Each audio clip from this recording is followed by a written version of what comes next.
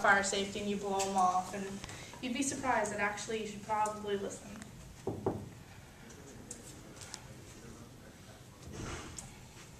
Okay, and our purpose of our project is to inform students and parents of some of the safety issues they may come in contact with while staying here at St. Leo, because parents really worry about you. They may not seem like it, but secretly do. Focus to Nation itself focuses on social justice and the environment, so the safety project can tie in with social justice, because if you feel safer, you're more likely to respect each other, and that will lead to a more peaceful environment, and people will act in a more peaceful manner. So the core values of St. Leo, they refer to the fire safety. Excellence can refer to the way we practice fire safety and the preventions we go through. And then personal development can refer to the way we develop and learn these tactics in order to have a safer campus experience.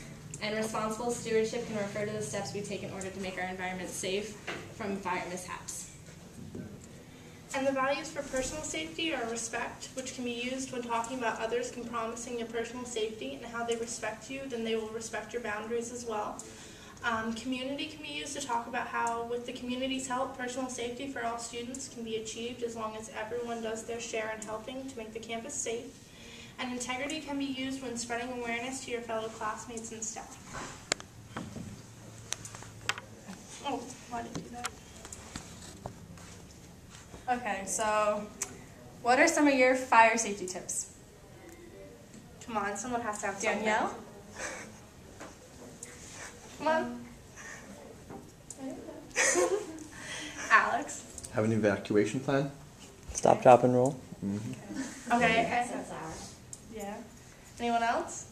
Come on. I've heard some pretty funny ones before. Yes. And what about personal safety? You've got to have something. I mean, how many of you are freshmen? Good little portion here. You know that walk to Snyder? That's creepy. At night, it gets dark. You have to have something there. Do you have personal safety tips, boys? No. You just don't stay safe? Bring a flashlight. Do you, Danielle? Okay. Okay, so this is a video of interviews we did last year with some of the St. Leo students and what they recommended before they saw our presentation.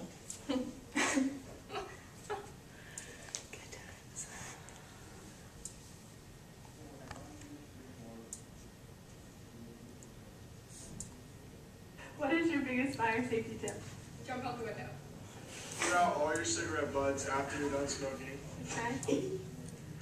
Stop, drop, and roll. Don't smoke cigarettes in your bed before you go to sleep. Stop, drop, and roll, of course. Probably to have a clean dorm. You don't want to have a clutter and like trip over stuff trying to escape a fire. Don't leave stuff plugged in because that will cause electrical fires. Stop, drop, and roll. Have a plan of where you're going to meet somebody. If you're living in a house with somebody else, make sure that you get out and make sure that you know where you're meeting them. Stop, drop, and roll. And what's your top personal safety tip? Don't swallow really big ice cubes. Don't take candy from a stranger. It's probably a good bet. I just keep that in mind. Stick your keys in your hand at all times. Why? So you can stack them. Leave it on the hat too. All the time. Use the bunny system. Don't speed going 115 to pass me. Do we have a can? Stop, drop, and roll. Awesome. Be aware, be careful. Always have a safety alarm in your house, like an alarm system, because I always feel like that's necessary for me. So that's Always wear protection when you have sex. See guys, those are some pretty classy responses. So there are approximately 3,800 university housing fires each year, and most of these fires are results of electronic devices being left on, foolish experimentation, or cooking mishaps. So if you live in the apartments, make sure your stove's always off before you leave. Or if you have roommates that you feel like might not turn off the stove, check after they cook.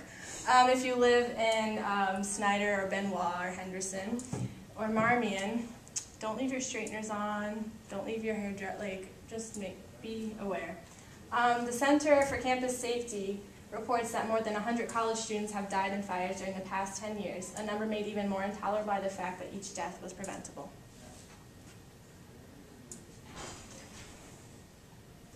How many of you have heard about the Seton Hall University fire? Yeah. It was sad. It occurred in 2000, and the fire was started immediately, and it spread and became the worst residence hall fire in U.S. history. 3 students were killed and 54 were injured, and the alarms in the building were known to go off sporadically, so when it was actually an emergency, the students ignored it, and the result was that 3 students were killed and 54 were injured. So, I mean, yeah, the RAs, they do the fires, they do the semester fire drills. They're annoying, they happen during Monday Night Football or whatever, but pay attention. And if it's after the fact that you had your fire drill, make sure you pay attention and leave like you're supposed to. So make sure your smoke alarms in your dorm or apartment work, and if not, let Plan Ops know, or Res Life. Keep any furniture clear of exits and windows, and make sure you know the building you live in and all the exits. Practice routes, and know that elevators cannot be used when there is a fire. And refrain from using candles, as hard as it may be. Don't overload your electrical outlets. Be sure that your light bulbs used in your lamps have the correct wattage. And after smoking, if you happen to smoke, discard the smoking materials correctly. Practice cooking safely, monitor the stove and keep it free of grease and flammable materials. And before leaving your dorm or apartment, make sure everything is turned off before you leave or even go to sleep. And make sure you know your evacuation plan. Okay, now with personal safety. The safety of each student is something that is not only on the mind of the parents of the students, but also on the staff and security personnel of each university. You see them walking around all the time. They're always making sure everything's safe for you guys. Many students don't know the proper ways to keep themselves safe, which can end up landing them in some very unsafe situations. Most also don't know about the safety items put in place for the situations that cannot be prevented as easily. Like I said before, the walk to Snyder. You know that pole with the blue light on it? You see it every night? It's like a beacon on where you need to go.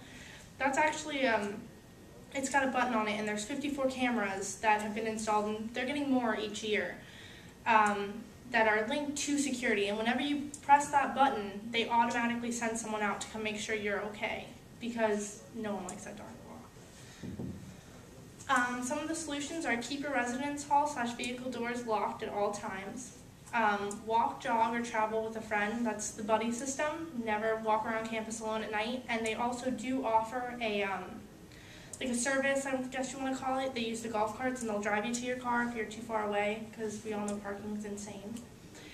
Notice and be aware of suspicious persons and conditions. Stay in well-lit areas. Call campus security and safety to report any suspicious incidents / crimes. And they do accept anonymous calls, so you won't, if you have to report someone and you don't want them to know who you are, you're good to go. Avoid giving out information about yourself or making appointments with strangers over the phone. And to help deter theft of personal property, engrave or mark all personal property. Like with your iPhones or iPods, that's always a service, it's like $5. More solutions. Your property should be kept with you or locked in your room at all times. Do not leave your property unattended. Don't offer rides to strangers, and that's happened here once before. You make sure who you're getting in the car with. There's some, yeah. Don't just hop in a car because it looks like your friend's car. No. If you lose the keys to your room, report the loss immediately to Res Life. And when using your vehicle, keep doors locked at all times. And before you enter the vehicle, always check under and in your back seat. Okay. And this is just gone. It's a year ago. Now remember, always check your back seat. Otherwise.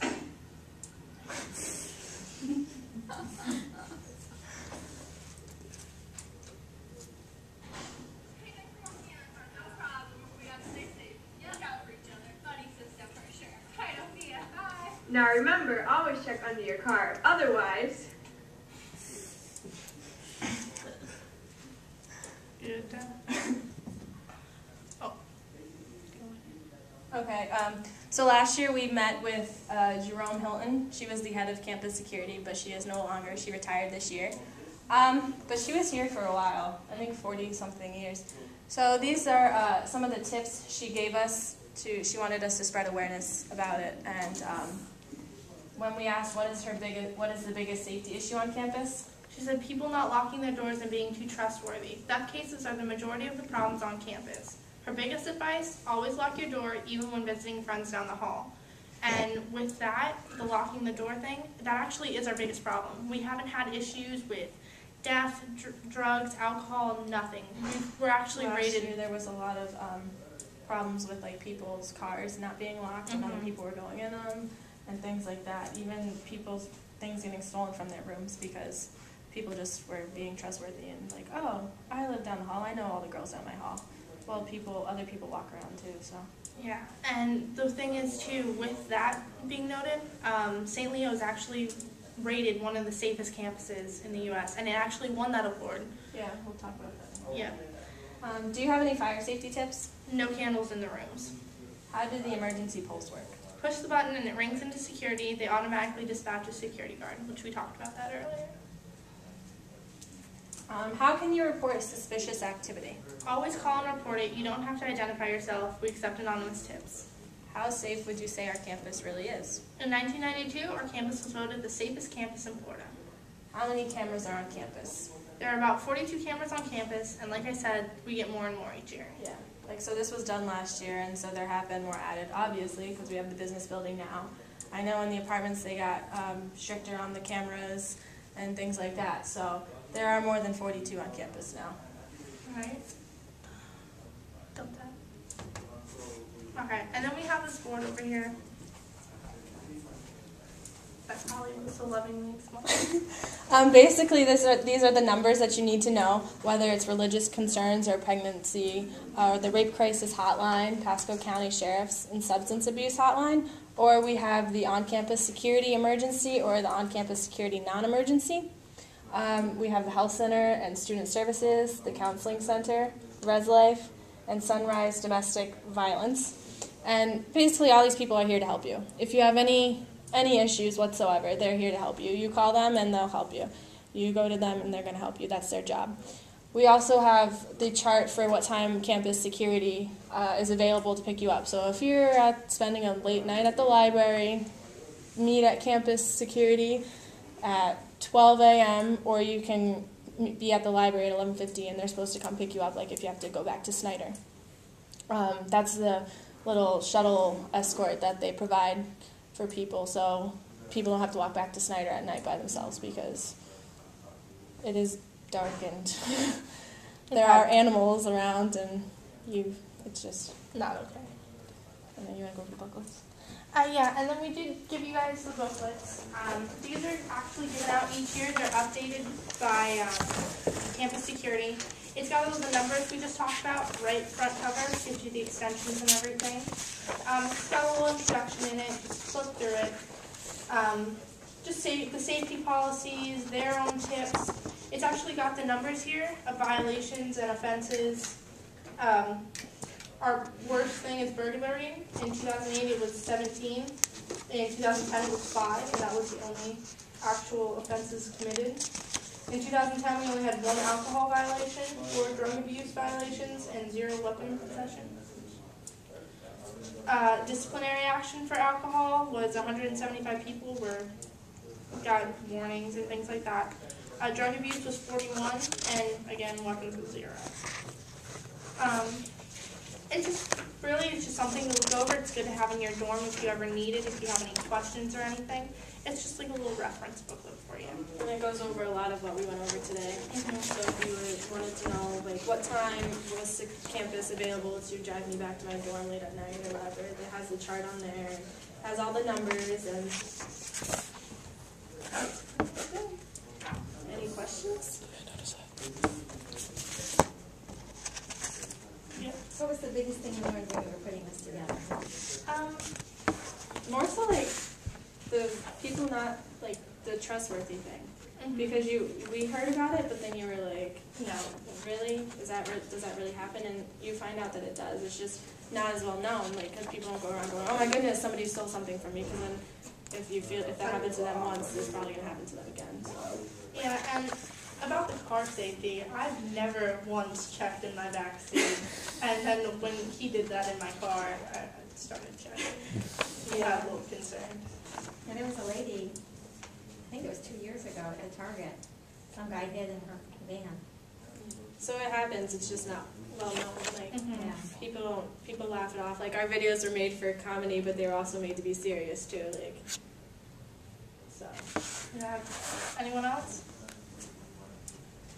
Nothing? Questions, comments? And I think you guys are good. Thanks for coming.